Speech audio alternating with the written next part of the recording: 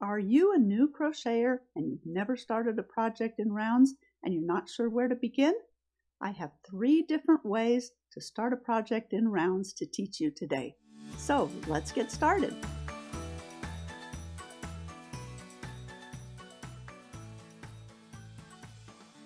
The first way I'd like to show you is the most common way to start a project in rounds, and that starts with a slip knot. And then the pattern will tell you how many chains to work. I'm going to go ahead and work 4 chains for this sample. And then what we do is we join with a slip stitch in the first chain that was worked. So we're going to insert our hook. I like to go under one strand here and rotate my chain around so that I have 2 strands on top. And then I work my slip stitch in here. And what this does is it forms a ring. You can see the center of the ring here. And then we chain 1 and work our stitches into the ring. We just put our hook right in that center hole, and I like to wrap my tail around. And we'll work the number of stitches that the pattern calls for. I'll go ahead and work 8 single crochet into that ring, and that's what the pattern will tell you, how many stitches to work in the ring. And working in the ring is just inserting your hook in that center hole. So let's count how many stitches. I think I have 7. We have 1, 2, 3, 4, 5, 6, 7. This was my chain 1, and we don't want to count that. So we can work 1 more single crochet in there. And then we can pull our tail that we've worked over, and that closes the hole a little bit. We're going to weave our tail in a little bit more after our project is done on the back side. So there's 2 ways to work a project in the round, and one is by joining with a slip stitch in the first single crochet, and that would be in joined rounds. And I like to tighten up that slip stitch so that I don't think that that's another stitch to work into on the next round. The other way to work a project in the round is to work a spiral, and you would typically insert a stitch marker in your last stitch in the round, and then on your next round, when you get around to that last stitch, you'll know that's the last stitch to work into on that round, and you would move your marker up to the last stitch that you work on the next round. So this is the first way to work a project in rounds, by making a chain that you make into a ring. The second way is actually my favorite way, and it also starts with a slip knot on the hook. But instead of chaining and forming a ring, we're going to chain 1 more than the height of our stitches. So in single crochets, we typically chain 1 when we're working in rows to turn our work and get it up to the height of a single crochet.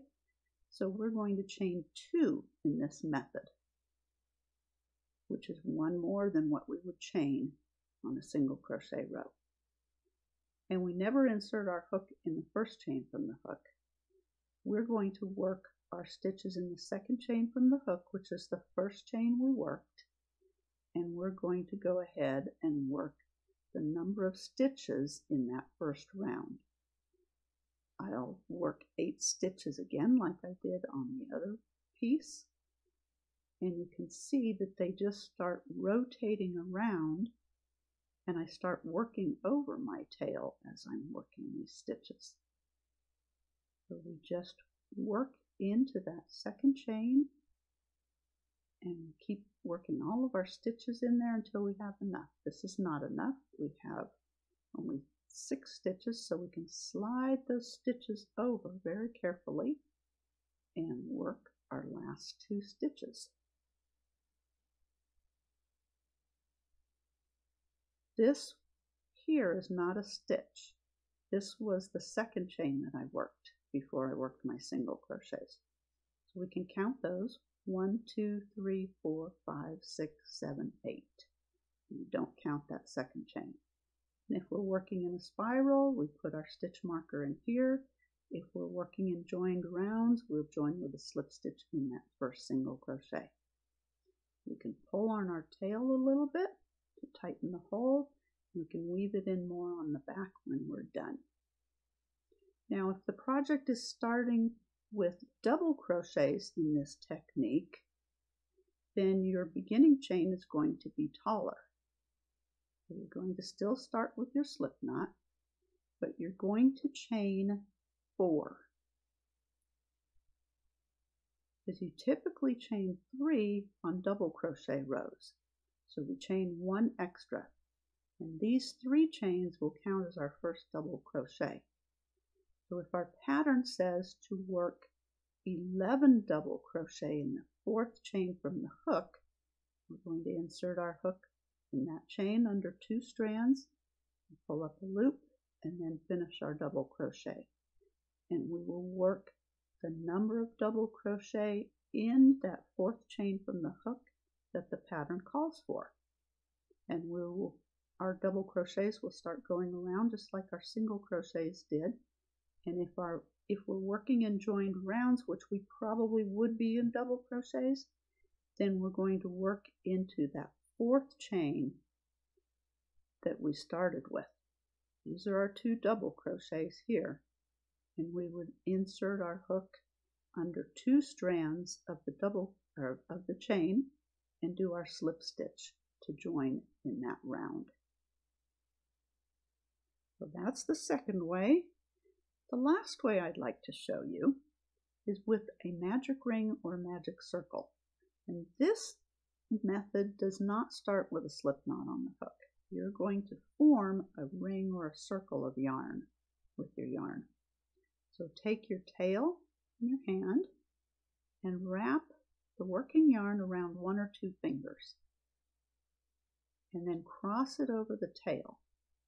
Then grab your hook, insert it in that circle, and pull your working yarn through. Then carefully remove the ring from your finger or fingers and chain 1. Now you'll see that we have our yarn and our tail to the left of where we have our hook. So we're going to start working our stitches into the circle or the ring that we've just formed. So we can, after that chain 1, we can start working our 8 single crochet into the magic ring or the magic circle. So we'll just work over the yarn and the tail. That makes it stronger. And we're going to work our 8 single crochet. So here's 5, 6,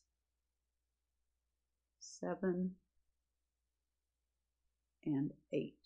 Now your pattern may call for a different number of single crochet, and that's fine. But this doesn't look like much yet, does it? I'm going to elongate my loop and take my hook out. Then I'm going to hold the last stitch that I did and pull on my tail gently. And that's going to pull the yarn in the center and make it into a ring or a circle. Let's double check. We have 1, 2, 3, 4, 5, 6, 7, 8. And this is how to work a magic ring or magic circle. You can work in joined rounds or spirals. It doesn't matter.